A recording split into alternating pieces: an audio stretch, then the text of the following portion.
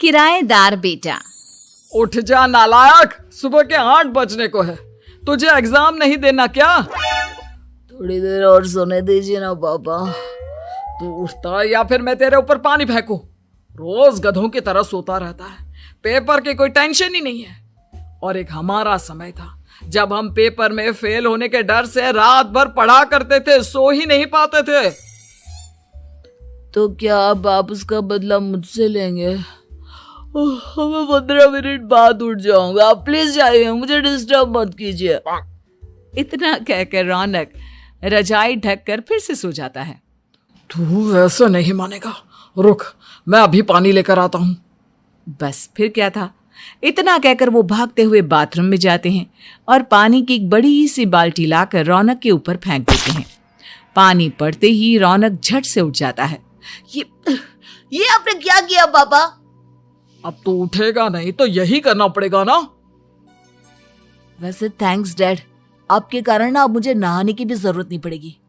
चलिए अब आप माँ से बोलकर मेरे कपड़े निकलवा दीजिए, तब तक मैं ब्रश कर लेता हूँ। वैसे कल ना आप एक काम और करना, नहलाने के साथ साथ मुझे ब्रश भी करवा देना। ये ब्रश करने में ना मुझे बहुत आलस आता है।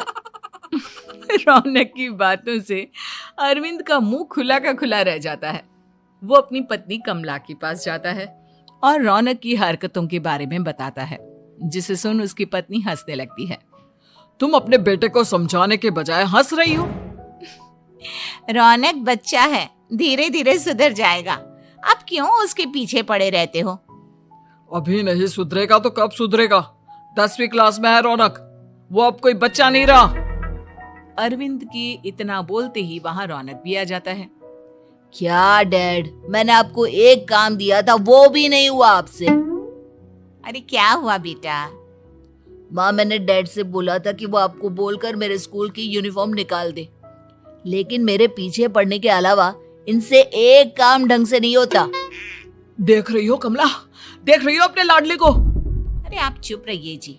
चलो बेटा, मैं तुम्हें कपड़े निकाल कर दे देती हूँ। बस ऐसे ही साल पर साल बीतते जाते हैं, लेकिन रौनक के रवैये में कोई बदलाव नहीं आता।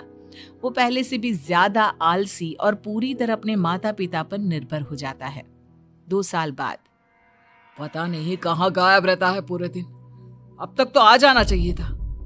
अरे आप इतनी फिक्र क्यों कर रहे हैं उसकी? दोस्तों के साथ खेल रहा होगा, आ जाएगा अभी। ये कोई टाइम है खेलने का? 10 बजने वाले हैं, इतनी रात में कौन खेलता है? कमला कुछ कहती उससे पहले ही रौनक वहां आ जाता है। मम्मी जल्दी से खाना लगा दो, बहुत भूख लग रही है। तुम्हें तब तक खाना नहीं मिलेगा जब तक तुम बता नहीं देते कि इतनी रात गए कहां से आ रहे हो। ओ प्लीज डैड, अब आप एसी पे प्रद्युमन बनकर मेरे सर पर बंदूक लेकर मत बैठ जाना। अपनी फालतू की बकवास बंद कर और बता कहां से आ रहा है। माँ अब समझाइए ना डैड को। बता देना बेटा, इनको भी तसल्ली हो जाएगी।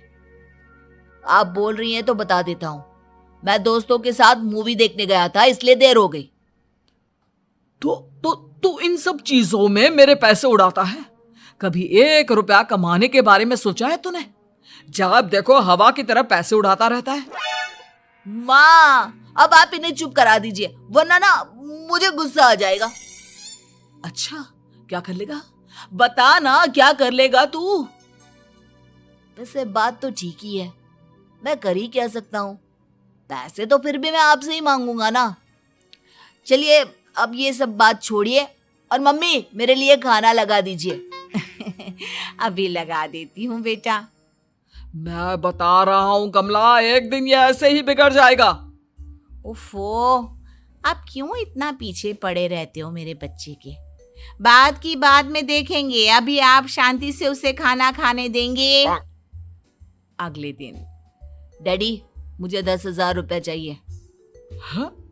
अब इतने पैसे क्यों चाहिए तुझे? डैड आप बिना सवाल किए कभी पैसे नहीं दे सकते क्या? जब तक तू बताएगा नहीं तुझे पैसे भी नहीं मिलेंगे। अरे अब आप अपने बेटे को पैसे भी नहीं दे सकते?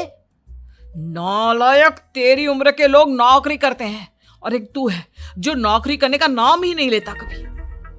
आप लोगों के होते हुए भला मैं नौकरी क्यों करूं? अरे हम कब तक पैसे देंगे तुझे? तुझे भी तो अपने पैरों पर खड़ा होना होगा ना। कौन सा उधार के पैरों पर खड़ा हूं? अपने ही तो पैरों पर खड़ा हूं मैं। इसी तरह रौनक दिन प्रतिदिन लापरवाह होता जाता है।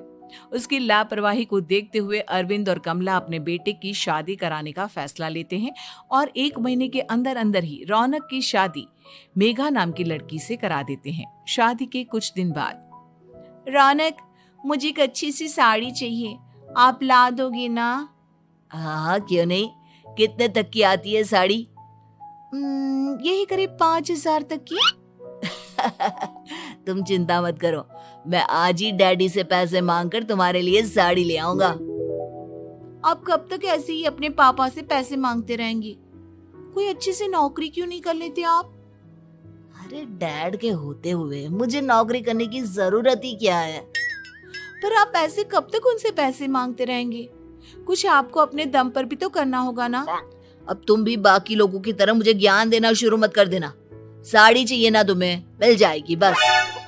इतना कहकर रौनक अपने पिता से पैसे मांगने चला जाता है। डैडी, मुझे 5,000 रुपया चाहिए। अब 5,000 क्यों चाहिए तुझे? वो मेघा को साड़ी चाहिए थी। अरविंद आगे बिना कुछ कहे चुपचाप उसे पैसे निकाल कर दे देता है। कुछ दिन बाद, तुम्हें नहीं लगता कमला, रौनक हम पर पहले से भी ज्यादा डिपेंड हो गया है? मुझे तो अब उसके भविष्य की चिंता होने लगी है। कल को